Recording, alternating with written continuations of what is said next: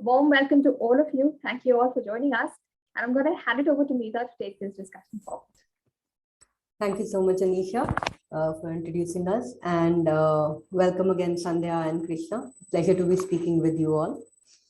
So, I don't know if Darwin really predicted COVID, but whenever I read, when he said that it is not the strongest species that survives, not the most intelligent, but the one that is most adaptable to change, I think he had COVID in mind. If you look at 2020, our world just changed completely. And when we thought we came out of it, it hit us again. I think it had an impact on each one of us, our work, our workplace, our resources, everything, right? And if we especially look at resources and liquidity, these were the most immediate and the biggest challenges to traverse for not just this, finance community, but the entities at large. And, that's what is the topic that we're going to pick up for discussion in terms of, resources in terms of talent, time, and liquidity in terms of cash, receivables, etc. Super interesting topic, and glad to be speaking on that with two august people. So Krishna, I'd like to begin by asking you, right, during the pandemic times, I think most corporations have been faced with an acute liquidity crisis.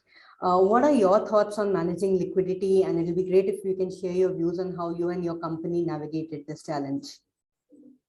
Thank you, Meeta.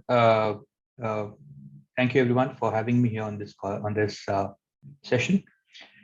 Yes, Meeta, as you've rightly mentioned, last 2 years have been a revelation of the way we do business, how we manage our liquidity for everyone, and more so for CFOs, given that we are the custodians for the cash running in the business.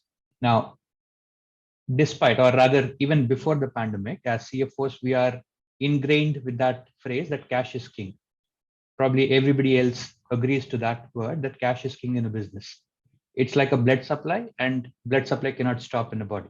It needs to keep running, it needs to keep pumping. And last 2 years have only proved that point further and made that saying that much more relevant, that cash is indeed the king. Now, nobody in the world would have predicted that suddenly one day you would be asked to lock down, shut down your businesses with your revenues closed down, and with directives that you have very limited revenues to cut cost overnight. Your sales can go to zero overnight, but your cost cannot go to zero overnight. Now that's a nightmare. And from that to today, where we have seen, I think nothing has been predictable in the last 2 years, whether the downfall, as in revenues vanishing overnight, or the recovery as well. Recovery has been quick, has been strong. It's still not there. I think that's true for most of the businesses. But businesses have learned to survive this circle as well. Now, what did we do in that time when it was so unpredictable and you have to manage liquidity? I think the tools are the same, what you do in a normal time and what we have done in 2 years, but just that the focus or the rigor with which those tools have been applied has been more intense. So the first thing would be to control your cost. You cannot cut them down to zero, but when your revenues become zero, it gives you a revelation of a sort to say that, you can actually challenge every cost basis. Many costs that you assume to be, this is something that I need to do, you get a new ability to question them. So a true example of a zero-based budgeting that could have been implemented. So challenge every cost, look at every cost line item, do not take anything for granted, and implement a zero-based budgeting. That's the first thing that we generally do. Second is obviously to push your receivables to your customers. But again, there you have very limited ability, because just the way, at least in last 2 years, when we had COVID lockdowns all over the world coming in, just the way your business shut down, your customer's business must also have shut down. So it's not the case that you can push your pressure or your stress to somebody else and they will come up with a bag of cash to bail you out. That's not the case. That won't happen. So while you can push your receivables, and you should definitely do, and that you should do irrespective of whether you're in a COVID cycle or not, there are limitations to it. So that's a second tool, but a limited focus tool, at least from my perspective. Then the third item, more importantly, is your inventory management. That's a big cycle, especially for businesses like ours who do B2C, you have a lot of inventory lying all over the world on your shipping lines, on your godowns, in your shops and everywhere. And that's what we have to liquidate. We liquidate faster, even if it means taking a small haircut to your profits upfront. Because again, as I said, cash is king. You survive today to fight another day. So that's the third important aspect, to liquidate your inventory, cut down in your holding costs. And the fourth most important item is to plan your debt and available credit lines really, really well. So raising equity is one thing, but again, both debt and equity you don't get when you need them the most. You get when you don't need them. When you are in a good cycle, when you are doing very, very well. So it's always to plan for. It's always good to plan for a bad day. Manage your asset liability management, or your plan your credit lines, your cash flows, your debt cycles in a manner that you can get liquidity when you need it the most. It might mean that you spend a little extra cost when you don't need that liquidity, but they will definitely save your day. Over the last 2 years, we have completely rehauled our debt structure in terms of tenure, in terms of cost, and in terms of availability. So earlier we were looking at, planning for the next 6 months or next 3 months of liquidity needs. Today we're planning for almost 12 to 18 months of liquidity needs. Now, does it mean that as a CFO, does it hit your net profit by having a little financial extra cost? Yes, it does. But it helps you sleep peacefully at night, that you're not struggling for another lockdown. Absolutely.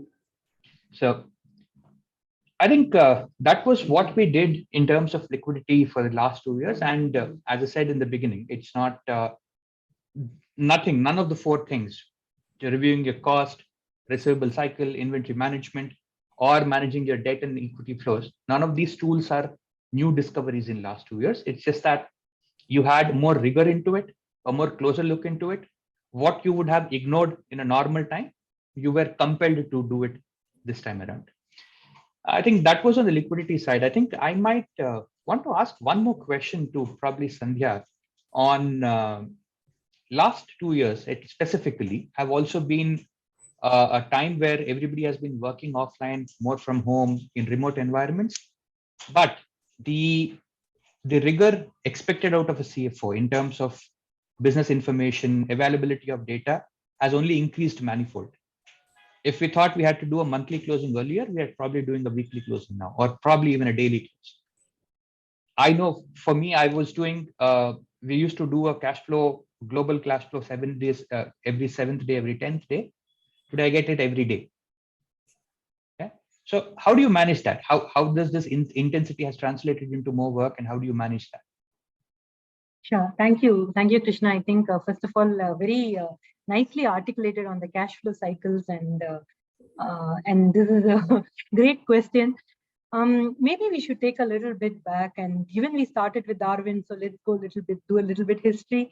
When we historically, if you looked at, say, go to the 60s, 70s, 80s, it was an environment of, if I can say, 100% trust. Processes were super decentralized, and no data was actually available with anybody. People would make returns and courier it to the head office.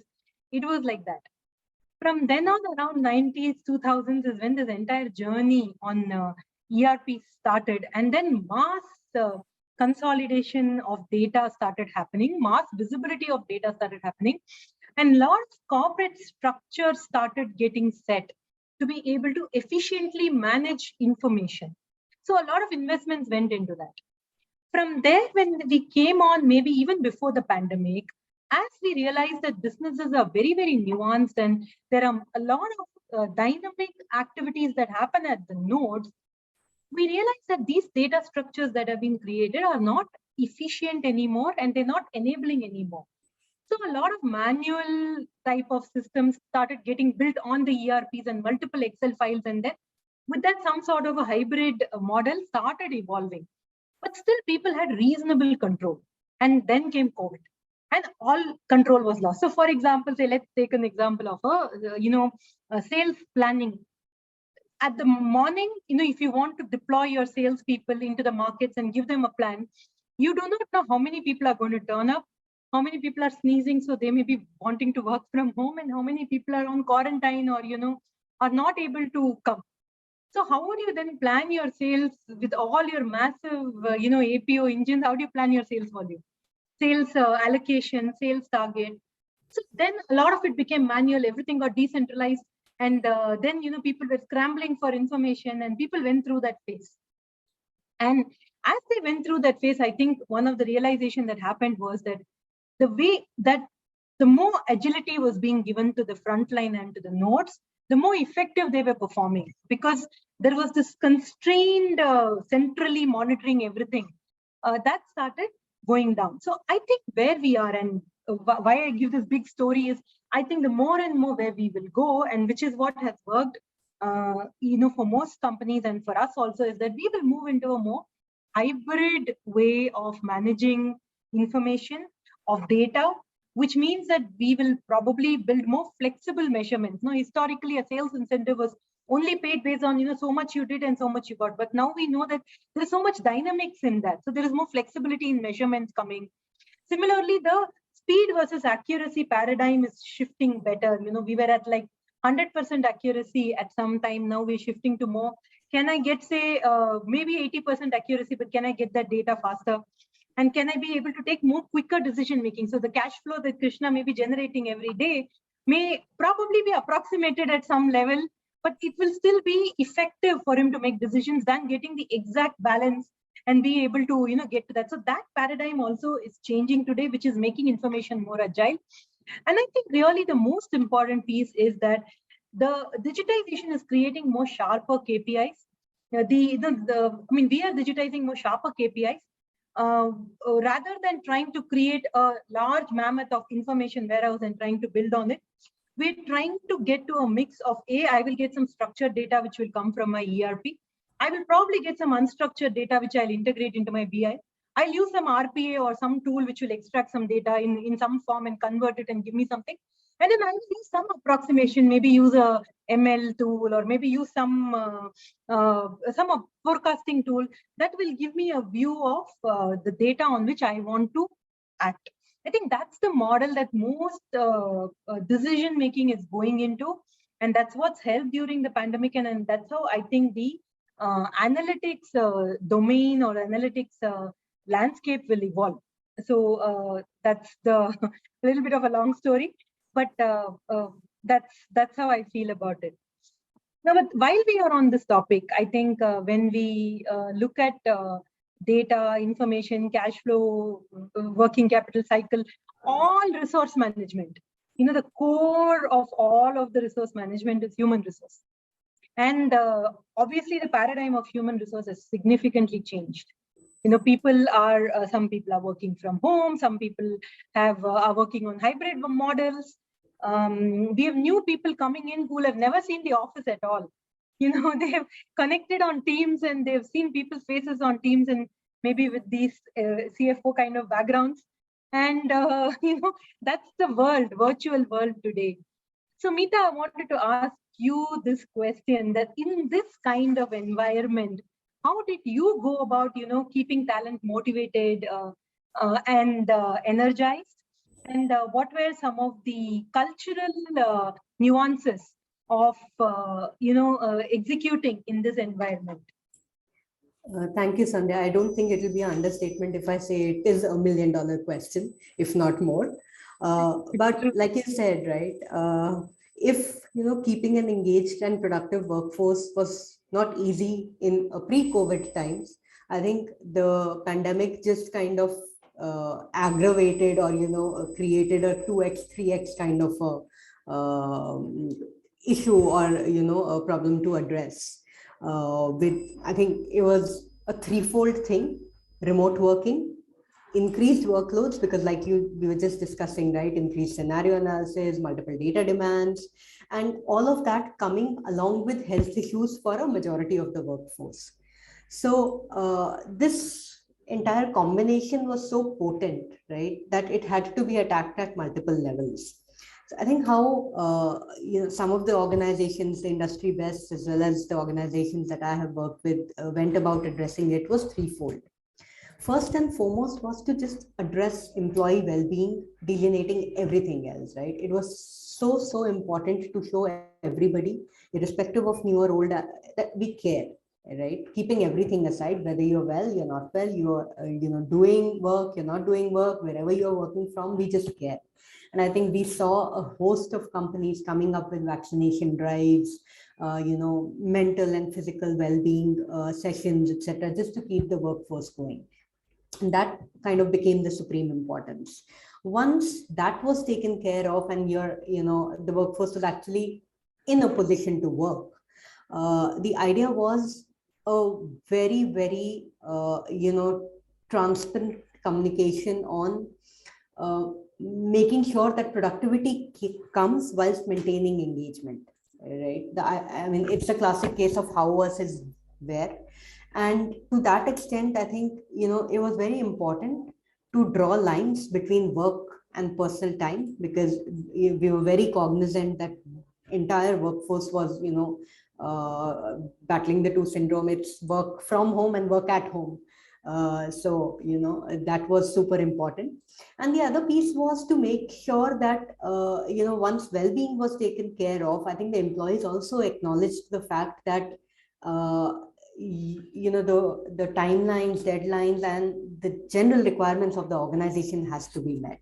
I think there's a very small percentage, or a general, it was more than a bell curve that we found where people were very supportive and understood the needs of the organization, or rather the increased needs of the organization at the hour.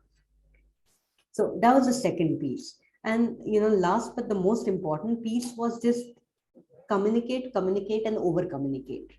And that was at two fronts, right? One is your communication for existing employees, because there was a lot of anxiety in the system around how is the company doing. Like, Krishna also mentioned, the revenues were just down to, bare minimum, costs are still there.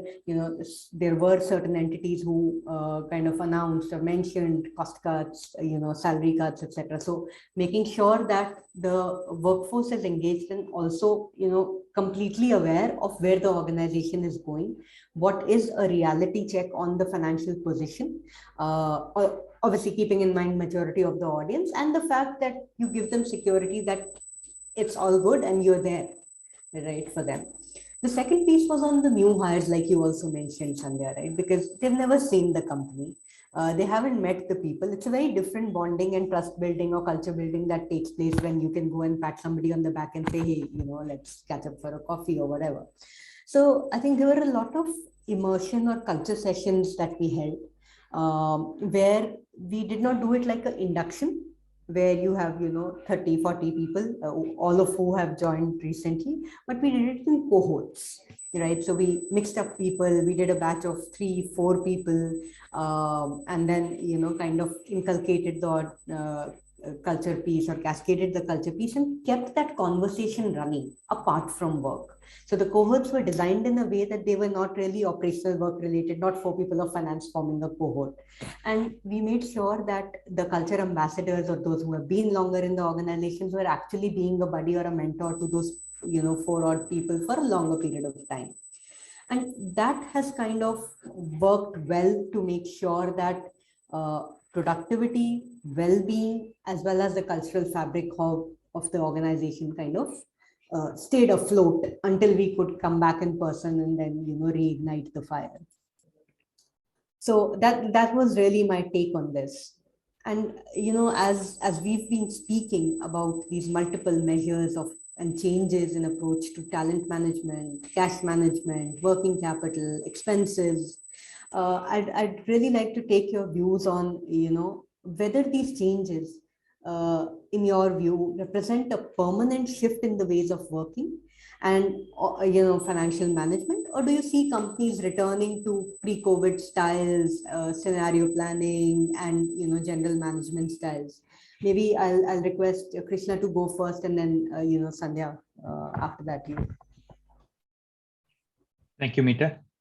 Before I begin responding to your question, I must say that I joined this company just at the beginning of a lockdown. And I've met only 2 people in a 50-member team spread across the world in the last 2 years. So I completely understand what you're saying, about getting used to people, knowing them, working with them. I have faced it. So I can't sympathize more with that. I can't explain the challenges. I think I'm on the other side. While building the culture from a leadership angle, I'm also experiencing that gap and working completely remotely. So I don't know about yours, but Krishna, my companies, we call them COVID babies, and they're like, why are you calling us a baby? Yeah. So just like millennials, we have a group of people who joined in COVID and have experienced a completely new job experience, and I'm proud to be counted one of them. So having said that, now to your question that are these changes permanent, or do we see as in going back to normal, if there is any normal, to say so? Yeah. I think in one word, we have used it earlier in a different context, adaptability. I think Sandhya, you used it. Darwin in that context has also been used, that adaptability is the key.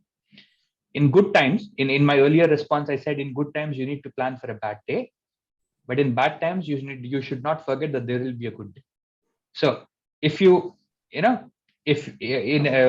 I'm based out of Delhi, so you have severe winters, at least for Indian standard, you have a severe winter followed by a severe summer. Now imagine if I'm only prepared for winter, what do I do in severe summer? So seasons will change. And that, I think, jokes apart, that's the important part for a finance head or for the organization as a whole, that you should be adaptable and nimble enough to change with the circumstances. Yeah. So there will be some permanent changes. For example, the case of work from home, remote working is here to stay. We are definitely not going 100% workforce back into office like pre-COVID times. And probably we shouldn't as well. There are definite advantages to work from home. There are definite advantages to flexible working. So these kind of things are here to stay. Yeah. Now, the second item on intensity of data, business intelligence, responding in real time. Again, this is here to stay. This is not going away. Yeah. Information is like drugs. If you're used to it, you just go deeper into it. Nobody after getting a daily cash flow will say, no, I don't want to look at cash flow for next 10 days. At least I'm not going to do that. And it's difficult to imagine that somebody else will be going to do that. So that's going to stay. Third, will you have the same kind of volatility? Do you need to still tighten your purses, tighten your belts and sit tight that let's not plan for any expansion, any growth for next 6 months? Probably not. We should, I think, we are at a phase, at an inflection point where you should start looking at faster expansion, faster, whatever you might have lost or controlled, at least for some point of time in the last 2 years. I think we need to look at those options. We need to look at growth from a newer perspective. Of course, maintain the discipline around cash and liquidity as it has been done for all the surviving companies in the last 2 years. I think that's the way I would look at it. Adaptability is the key. It was important 2 years back when you moved from a normal to a crisis, and now from crisis to a new normal. Again, what will save you is adaptability. Right. So very well said, Krishna. Completely agree. Sandhya, I'd like to take your point of view on that. Yes, I don't think I can give a better answer than Krishna. But maybe just to expand on what he said, COVID kind of pushed us into an extreme response. Now, I feel that little course correction will happen and we'll move somewhere in the middle, but we will be ahead of where we were before. So a nice example Krishna gave, work from home may be still there, but we will still come to some hybrid models by which people will start figuring out how to collaborate, how to get together, how to meet, how to come to work more often. Trust factor, which we spoke about earlier also, was significantly high during COVID. But then that, I think, will little bit of verification factor will come. Recently, I think I saw in the papers that there was somebody who was doing 9 jobs at the same time or something like that. So I think a little bit verification factor may also come to play. A little correction will happen there. Investments, I think the investments were extremely dialed towards digitization, and a lot of money got put into digitally enabling the organization. So that will, I think, go back to more fundamental investments Krishna spoke about as well, because now there is little more larger investments, more fundamental investments, but what people were investing on digital pre-COVID will have seen a new normal, and people will now invest more. So it would have corrected upwards. Again, same thing, attrition, we're going through the great resignation cycle. But definitely, I think it will come to some reasonable level, but the pay scales will probably settle higher than where the averages of companies are. So maybe that's another. In working capital, I think we've significantly squeezed the supply chain in terms of working capital. I think some correction will happen. However, people will still continue to hold slightly more inventory, say, than what they were holding before. Because there's always that fear of uncertainty and stoppages and not being able to, respond to the demands of the supply chain. So maybe the working capital, maybe we will demand more out of our payables than before. Maybe we look to hold some of the terms we got in our receivables. So some amount of correction will happen. Will not be as extreme, but we will move forward. But that's anyway the way of life. Change is the only constant. But on the same theme and topic, Meeta, we'd like to hear your thoughts on what do you think this change is going to lead to? So thank you, Sandhya. I think Krishna, you have beautifully covered, all facets of it, and I tend to agree with both of you. I think in, like they say, right, the only thing permanent is change. I think mindset and management style change is now permanent, right? Like Krishna also called out, our acceptance and consumption of data, when it's gone to a certain level, it's not going to scale back. So I think in each of the places, right, whether we look at people, whether we look at, cash and working capital, or we look at expenses and investments, there'll be a certain course correction that will happen to go back to a normal versus, a complete firefighting or a war room zone in the pandemic. On the people side, it would possibly be a hybrid working model, apart from just the tech guys, which has always been there. On the working capital front, like you beautifully summarized, right, there will be some course correction on both sides, because we cannot keep the entire ecosystem, right, the customer, vendor, government stakeholders completely squeezed. But there will be some permanent shifts to both, the operating cycle as well as cash management styles. And finally, on the expense and investment piece, I in my point of view, and I really hope so, the expense management is a permanent change, right? Once you go frugal, even when times are good, you should plan ahead, and we shouldn't really forget that this happened.